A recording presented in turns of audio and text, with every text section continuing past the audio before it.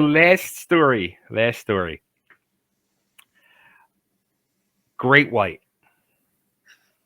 Okay. So as of late, they have now just made the announcement this past week that they have added, or they fired their third singer and hired their fourth singer. Their third singer was Andrew Freeman, who is the lead singer for The Last in Line.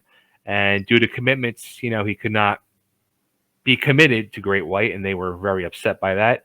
So they fired him and replaced him. They just actually got this young kid, 25 years old, Brett Carlisle from the band All or Nothing out of Alabama, and they had him do a weekend of shows. And after that, they made the announcement he's the new guy, new full time guy. Well, good. Like I said, man, all these bands that had their time back in the day that are still out there touring with their cult bands. If their cult bands want to see them with a new guy or with Russell, I would go see. You already know where I'm going to go. Yeah, of course. You know what I mean? Because there's a small circle of bands, let's call them classic rock bands, that tour, and it's quite incestuous how people go from band to band because they kind of protect the money. Yeah. Right. And it's the same people every year. M3 is the same fucking bands every year. So if you can get in on that and make some money, great. But it's, once again, man, it's hired gun stuff. It's tribute to the music stuff. Bands get tired of their singer because of the attitudes, whether the singer has LSD or not. It sucks that bands have to separate and go and go their ways, but I always hold true to whoever has not the better band, but who's more real. So if you got the original voice, that's for me. But, right. Which is tough with certain bands, because some singers can't even really hack it anymore. And people would say that about me too. But anybody who's swinging for the fences, trying to make a living singing, if you can get the gig, God bless you. Right.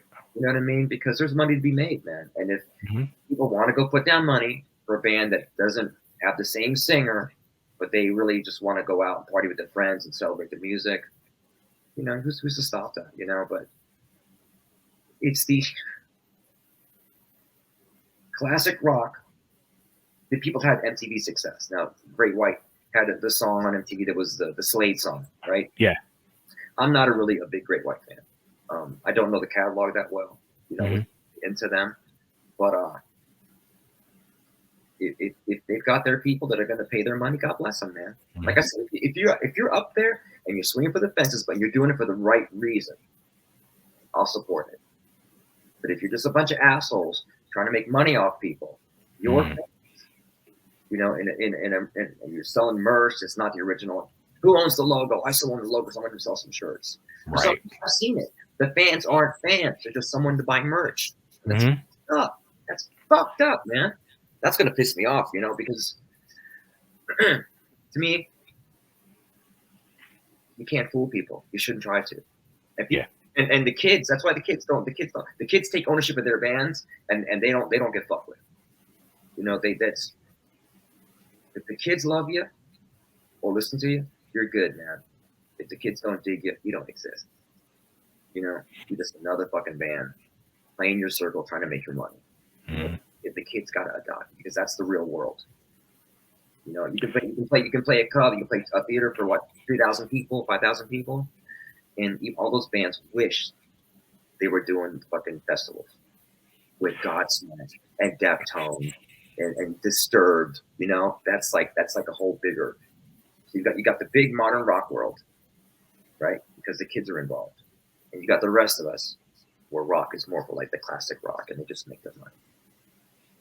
Don't you think, though, at some point, and I guess we could say the same question here. What I'm going to say can also be related to Skid Row, even though I like the move they did with their new lead singer. But don't you think, like, Great White should have, at this point, you're going on to your fourth lead singer now. Don't you owe it to the brand even to say, look, should we sit down with Jack, see where his head's at, see how he's doing, see if he can still sing, Right. which he can because he's still performing, he's still releasing music, and he still sounds great. Why I don't understand why you don't just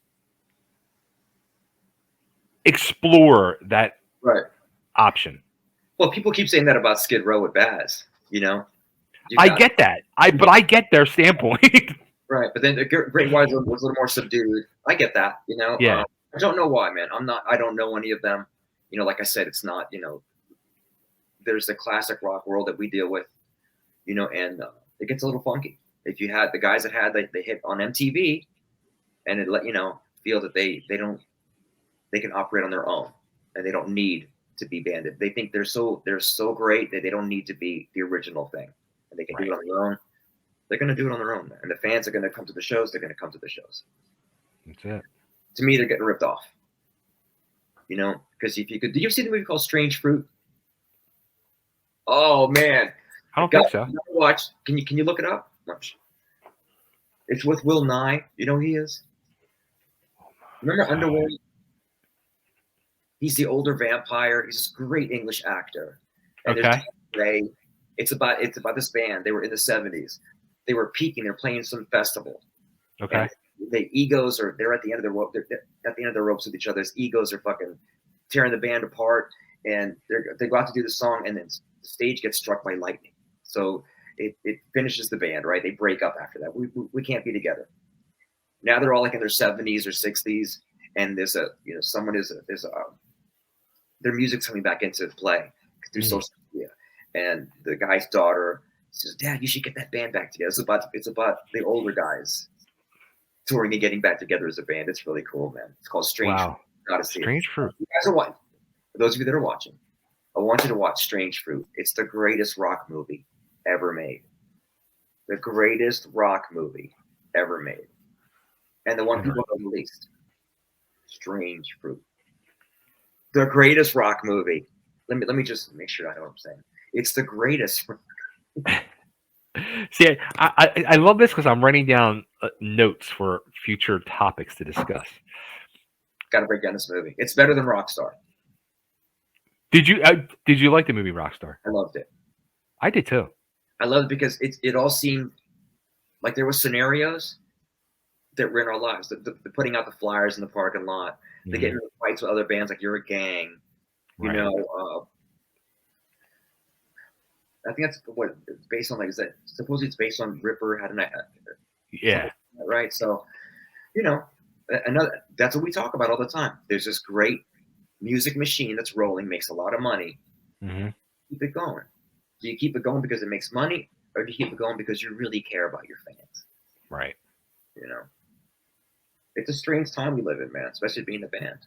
You know, and I talk a lot of shit about the tributes, but look, if you can make your money playing music, and you can really stand behind your product or in front of it, God bless you, man.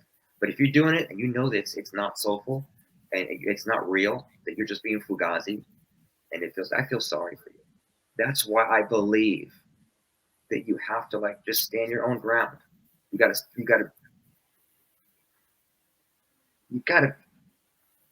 work hard and be honest with the people that like what you do. Yeah. Because it's a privilege to play rock and roll. It's a privilege. It's a lot of work. It's not easy. You know, it's not easy to keep in the band together. It's not easy rehearsing all the time, traveling to rehearsal, traveling to shows, eating shit food. You know, sometimes, you know, two to a room. Back in the day was 4 to a room. You know, climbing with the techs. You know, back in the day was the crew eating better than we did because they got paid well. You know, but you got to stand behind. You got to believe in it. You got to really believe it and be honest. Honesty is a big thing with rock and roll, man. If you're honest, people will see that. They will come. Absolutely. Yeah. So let me. I'm going to try to scroll